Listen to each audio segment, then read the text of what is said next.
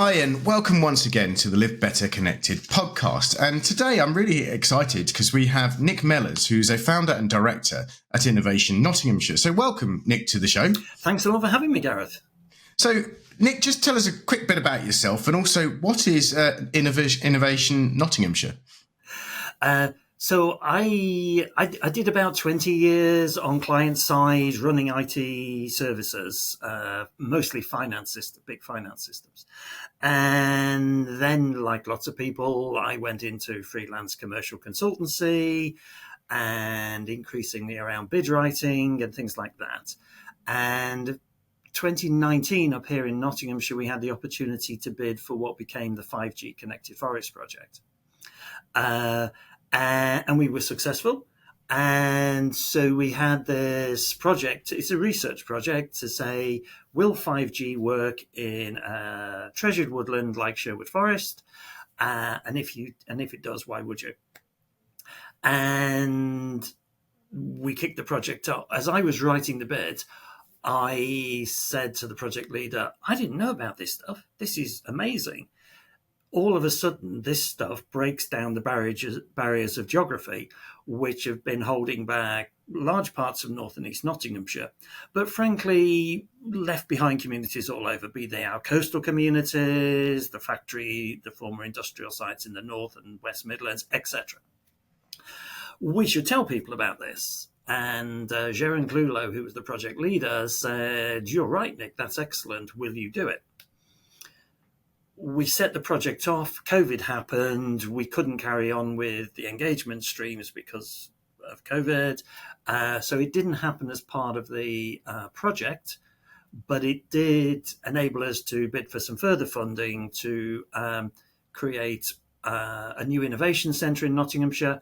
And we created, off the back of that, Innovation Nottinghamshire was a spin-off that I created from my consultancy business as a not-for-profit. And we created the 5G Careers Programme out of that, which we'll talk about, I'm sure.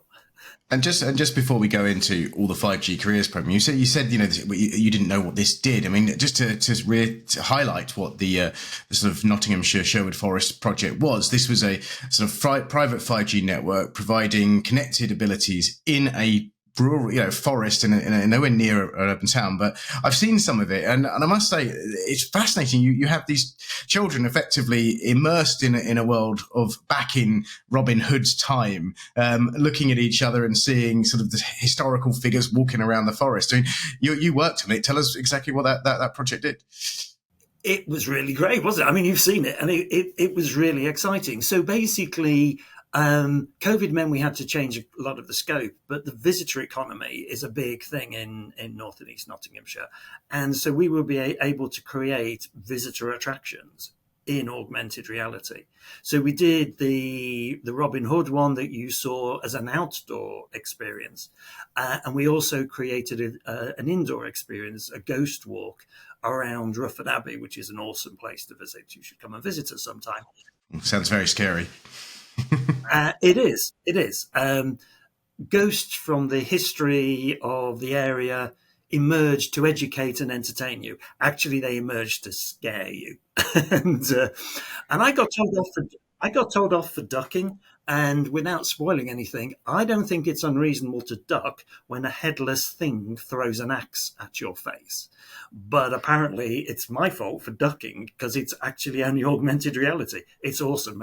Exciting stuff. We also did some more serious stuff around environment management. We had robot dogs walking around the forest, gathering environmental data, firing it back in real time, so you can monitor the health of the forest, and similarly with some drones. And I think, the reason, the fascinating reason we've got you here today is you're not yourself from the telecoms industry. You've come into this and you've come in and around it and experienced it and equally been amazed by it. But, one of the things we wanted to sort of touch on here was careers and children getting into whatever career really, but how technology and particularly connectivity can enable that. But one of the things when we were discussing that I found fascinating was how people use connectivity, and what they do with that and how that transitions. So, I mean, what does that mean? It means that we, as old people, with all due respect, it means that we make huge assumptions about young people and their knowledge of technology and their understanding of technology. And just an assumption that is made there, Nick, is that these kids are tech savvy, so they should be fine going into the working world. Absolutely. Our young people are always on their phones. They're always doing app stuff. They're always connecting, etc., etc. Therefore, obviously, they get this stuff. Some of them are gamers, so they'll play VR games. None of them, in my experience, until it's shared with them, get that actually you can learn to in virtual reality. Today, if you want to be a wind turbine engineer in the North Sea, you will learn your trade in a hotel room in Lincolnshire using virtual reality. You won't. The first thing you do will not be to literally climb a turbine. The first thing you'll do is practice walking up and down a turbine in virtual reality. And it's that, oh, wow, I didn't get that me playing Minecraft in VR or Grand Theft Auto was actually a real skill that I would need to understand if I was going to be a welder. And that's sort of, you mentioned Minecraft there. I mean, in some ways you've got these children who are building these buildings. Essentially, they're architects before they even know they're architects. No, absolutely. And if you don't know it's a thing, you don't know it's a thing. But helping people just to make that connection that says, oh, you know that thing called an autonomous vehicle that you think of as a Tesla because you've seen it on the telly? Actually, today, people are having their shopping delivered by that in Northamptonshire, Milton Keynes, Cambridge, and other places in the United Kingdom. They don't look like Teslas. They look like cool boxes on wheels. Yeah, and you've got these kids, children who are, like you say, they've got their tablets, they've got their computers, they've got their phones. Something that astounded me was, again, them understanding their own connectivity or their ability to sort of translate that into the sort of working environment post-education. It was a fascinating stat you mentioned to me was that you're finding very few children have emails or communicate any other way than sort of social media through WhatsApp or whatever. No, absolutely. One of the major ways that young teenagers communicate is through Roblox, which is a game but has a trap. My daughters love that one. My daughter, sorry, my son. It's a thing. It's not a thing that I know how that I personally participate in, but then when you come to proper, business communication and things like that, I think there's always been a generational thing with lots of things. When I entered the world of work, people didn't write letters properly. And I was reading an article from about 5 years ago in The Guardian, of all places, with people ranting about young people can't write emails properly in business anymore. You don't start an email with "Yo, prof" if you're communicating with the dean of a university. So that stuff's always there. But actually, I've done a collection of things. One of the things I did was working with some students on the Prince's Trust. And I think there were 16 in the group. None of those had an active email account, and they were 16 or 17 years old. That means they can't get a job on Indeed.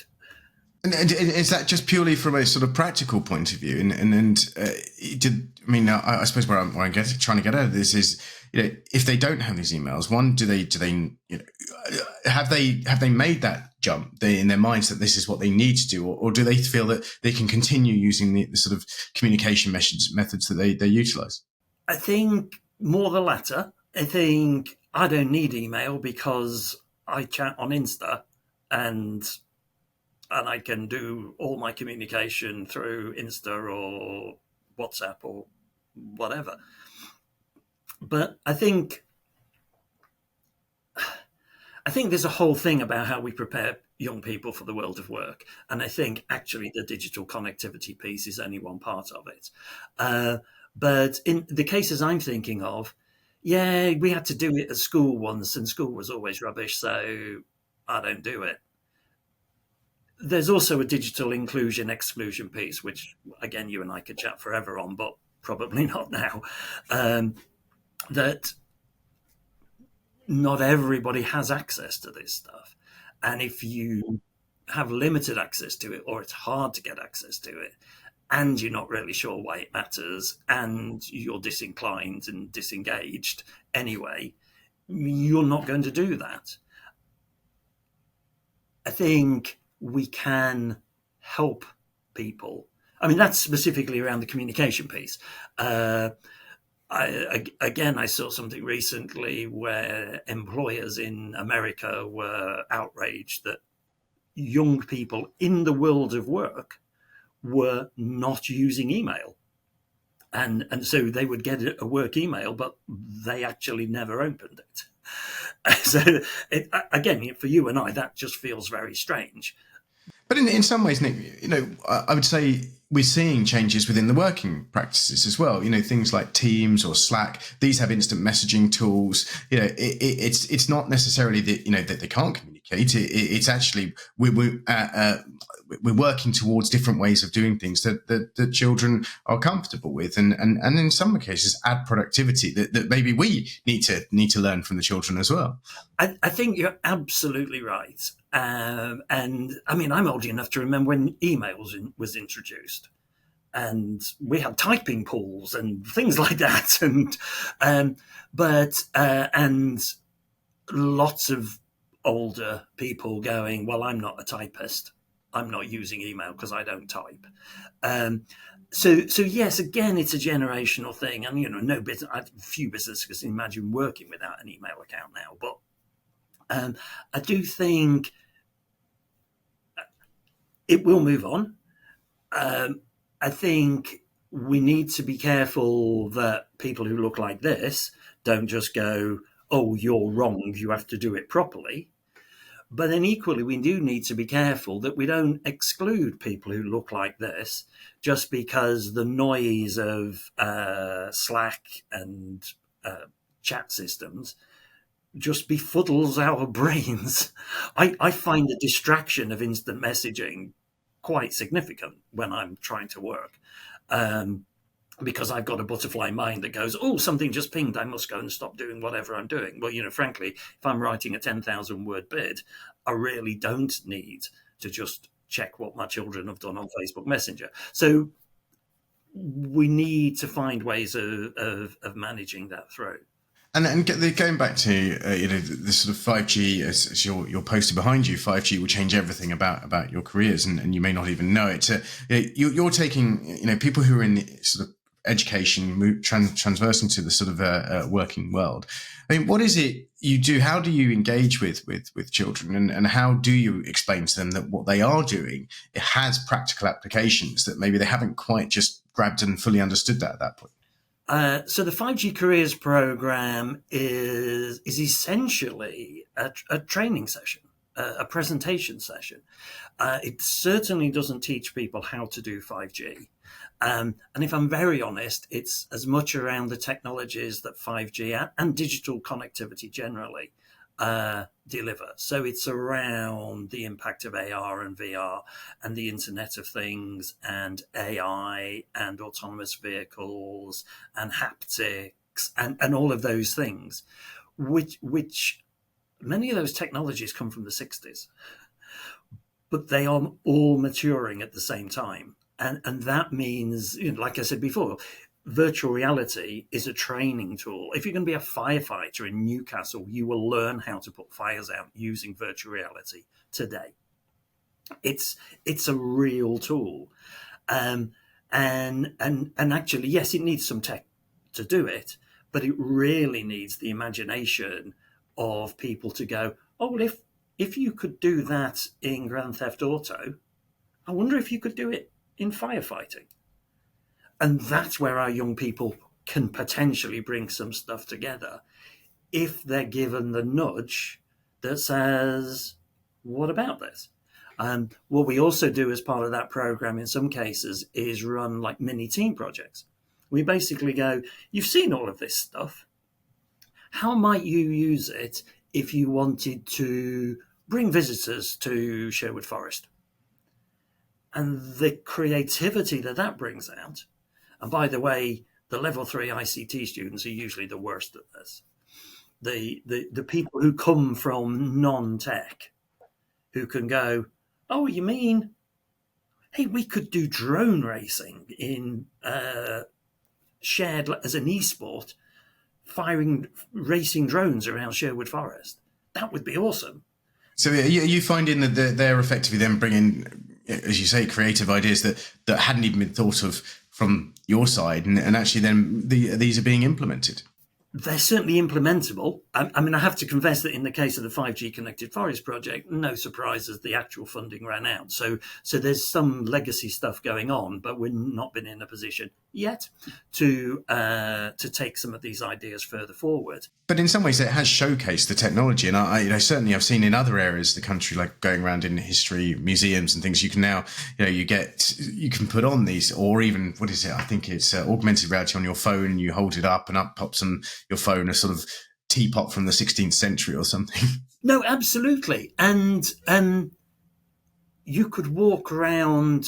One of our original ideas, but unfortunately in the time wasn't possible. You could walk around a bit of Sherwood Forest with your small child, and they could see Robin Hood running around, and you could see the labels that tell you what that tree is and how old it is and things like that. So you could be experiencing physically the same thing, but getting a totally different experience.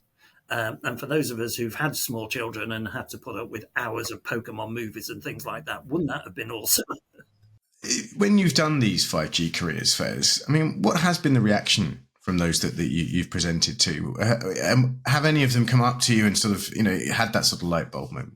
Yes, is the simple answer. And frankly, that's why I do it, if I'm very honest. It's a purely selfish reason, because I just love the feedback that we get. If we went back 3 years ago, probably a majority of young people in the room didn't really know these technologies existed. Now it's very much a minority. However, it's still a good majority who go, I never realized that the Internet of Things was part of my career plan as a carer. It's those kind of connections that are great to make. Give us a practical example of where they've seen that and they've put that together. So we talk about sensors, Internet of Things sensors in older people's homes or vulnerable people's homes and things like that. And we talk about the most simple thing that says, if you put a sensor on your nana's kettle, she's got up of a morning. It's as simplistic as that at one level. You don't have to ring her. Nobody has to nag her. You just know she's up because she switched the kettle on, because everybody's nana switches the kettle on as soon as they get up. At a more sophisticated level, we've got wearable Internet of Things devices that are monitoring people's health and blood pressure and all these things 24/7, which means all of a sudden, if one of those goes out of kilter because Nana's fainted, for example, you instantly can get an alert to a family member or a carer or whomever to go, actually, Nana's got a problem. We can intervene very quickly. And that means if you're moving into the care industry, you can focus your time far better. Well, funnily enough, just an example I have on that was I spoke at a primary school and speaking about sort of technologies, talking about smart homes, and someone put their hand up and they said, well, what are those, those red cords that, and I started with the things that if you fall, you pull on that cord and then and they said, well, why can't you just use a speaker, one of these smart speakers, and say, hey, whatever, I've fallen, or have a monitor that suggests there's been no movement for a while and raises it. And, it's fascinating. Again, the practical use of these speakers is to listen to music, but actually, rather than having to sort of, if you've fallen and having to get to a chord, why can't you use it? And that was a child that said, well, why wouldn't you use that? And, well, why not? And it's sparking that creativity, I think, that is really powerful. I don't pretend to tell people about the telecoms industry. I occasionally get people tutting at me because you're going, well, you're doing a 5G careers thing, and you're not telling people how to be 5G telecoms engineers. What I'm actually doing is inspiring their next customers, because the young people who are leaving college or uni today are in 5 years' time going to be the project leaders of a change project in a business somewhere. And if they don't even get that there's a possibility, they're not going to take advantage of the connected robotics or the whatever. And you know, frankly, smart homes are not brand new tech. But you know, if you're going into a care company and you're going, demand is rising more and more, and we're struggling to meet the needs, then somebody who goes, well, maybe we can focus our care. So my mum has a carer visits 3 times a day. She needs one, because some of that actually, one of those visits, she gets medicine. The other 2 occasions are basically just to say hello and make sure she's okay. Well, we can do that stuff with technology in a non-invasive way. So, you know, one of the things I've always been fascinated about is there is this sort of, especially as my child's now going to secondary school, and we're looking at how she uses like mobile phones and connectivity, and there seems to be among parents, especially some parents, a sort of anti-tech bias. You know, this is something that is bad. It's something that, you know, they distracts them. They play on their games. They become zombies watching this or playing, as we mentioned earlier, games on their phone. But you know, what we're here talking about is how this technology is transformative, and equally, it's getting them ready to utilize it in later life, and the positives of it. But how do you engage with teachers and parents to focus on that positivism?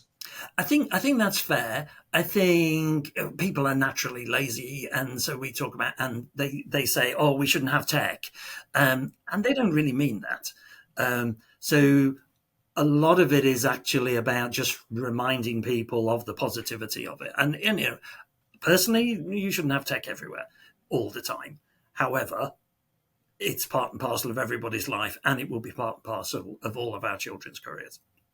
So I think a lot of it comes around to the kind of thing I was talking about earlier for the 5G careers program.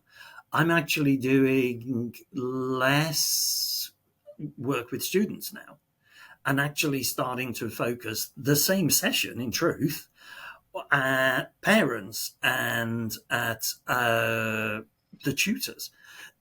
So I once, and in fairness, it was a couple of years ago, I once did a session with a group of construction students in a college. And the tutor came up to me afterwards and said, that was brilliant. I learned so much. And I was rather disappointed, if I'm honest, because it was like, mate, I'm not a construction expert, but I've just managed to tell your students stuff about construction that you didn't know. I think you need, again, I didn't phrase things quite this way. I think you need to step up. If you just go to YouTube and put in 5G in the construction industry, you'll find a whole load of videos. You know, mate, just watch them and then download them and play them to your students. Or go to the Innovation Nottinghamshire website, where we have an exhibition of 5G videos, but that's not the point. But I've also started now going to parents' careers evenings. We have a program in North Nottinghamshire called Aspiring Careers Ashfield. And as part of that, I've been talking with parents. And I love the expressions on parents' faces as they go, oh, I didn't know that. But we know that 42% of young people make their careers decisions based fundamentally on what their parents tell them. So would you say then that it's just the curriculum and, you know, parents, you know, in their understanding, have they caught up, you know, with where we are? Do we need to look at, you know, does the government, you know, got a new government in, you know, looking at education? Is there a need then for the curriculum to be a bit more proactive on this? Yes, was almost certainly the answer. I think one of the challenges is a new curriculum takes about 5 years to develop. So I think of this stuff as being part of the enrichment element rather than the we can do it easily if you put it in the enrichment bit. You can do it in a very slow way if you build it into a curriculum. And we see the same with apprenticeships and things like that. The formal processes are very, very slow. And yes, they need to be done. But in the meantime, we're going to leave half a generation behind. I mean, equally, some people would say parents have a responsibility to educate themselves. I think that's a very grand statement to make when, well, we've both been parents. I think we had enough on our plates without wondering about things that we knew nothing at all about. But also, I keep coming back to, if you don't even know it's a thing, how can you even start to think about it? So there is this chunk about awareness raising and going, yeah, you can get your shopping delivered by autonomous vehicles. What does that mean to me running a corner shop on a housing estate in Cambridgeshire or North Nottinghamshire or Gloucestershire or anywhere in the world? In the world, unless you know this stuff, you can't help it. But also, I think, particularly when we think of some of our more traditional industries, people go, oh, you don't want to go into construction. That means you'll be on a building site getting cold and wet and laying bricks all day long. Well, clearly that is one part of the construction industry. But equally, when Bam Nuttall created building a new power station on the Shetlands in one of the most remote parts of the United Kingdom, one of the first things they did was install a 5G private network, because you can't build a power station without digital connectivity. And somebody in Bam Nuttall is doing all of that stuff. They're not just mixing concrete or whatever. Well, I think, coming from my view, I strongly believe that getting the networks in place and ensuring that one of the things we are pushing very much with the current government is ensuring that we can do that quickly and effectively. Because I think, as you say, a lot of the case studies and use cases that we're talking about need that connectivity. The last thing I still wanted to sort of top on was we've spoken about how to get this message out there. There is a need for resources for parents and students and teachers, and obviously this is what you are doing with Innovation Nottinghamshire. So sort of quite keen to ensure that people are aware of what you provide, and what do you get from your website? How do we use it? So if you go on the Innovation Nottinghamshire website, which amazingly is called innovnots.org.uk, there's actually a set of web pages devoted to a 5G exhibition. And frankly, it's not clever. It's just video clips explaining this stuff and producing real life use cases of this stuff actually being used. Go on YouTube and search on 5G rugby tackle. That is an amazing 2-3 minute video. That shows a big hench rugby player having a rugby ball knocked out of his hands from 100 miles away. And just go, what did I just see? And then go, well, actually, that could mean you could have held your nana's hand during COVID. That could mean you could be a physiotherapist in rural Lincolnshire and be working on an athlete in the Olympic Games. Because you can actually physically touch people. People can physically feel your touch, far more accurate, through the power of digital connectivity anywhere in the world. And I just find that stuff mind-blowing. Now, I can't tell you how best to use that.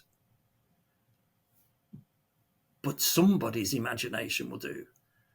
I have a saying that I use a lot, which is the person that invented the ice cream van did not invent the internal combustion engine. They took a piece of technology, 2 pieces of technology in that. They took this concept of refrigeration. What on earth is this? And they took this concept of a vehicle that went on wheels. They put those 2 technologies together, and Mr. Whip is on every corner. Well, I think on that note, I'd like to say to everyone, firstly, big thank you, Nick. This has been really fascinating discussion. I would urge everyone to go to Innovations Nottinghamshire's website. There seems to be a wealth of information there, and videos to learn about this very exciting area that I think isn't explored enough, of how to help people practically use the skills they have in connectivity in the working world. And obviously everyone else, so please do continue to do this. So please like and subscribe to the podcast, and we will be back very soon with another one coming on. So we look forward to seeing you then, and thank you again.